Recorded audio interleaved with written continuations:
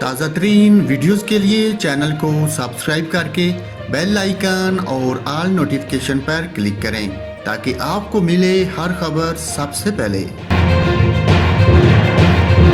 اور ناظرین، وفاقی دارالحکومت اسلام آباد میں کرونا کیسز کی تشخیص پر 9 تعلیمی اداروں کو سیل کر دیا گیا۔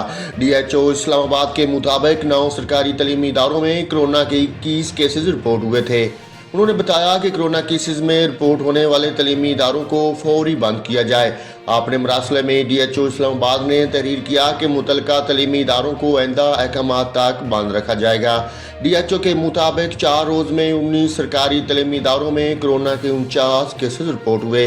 ناظرین، یہاں پر آپ کو اپڈیٹ کیا ہے وفاقی دارالحکومت اسلام آباد میں کرونا کیسز کی تشخیص پر 9 تعلیمی اداروں کو سیل کر دیا گیا۔ تعلیمی اداروں کو سیل کیا گیا ہے اور آئندہ حکم تک ان کو بند رکھا جائے گا۔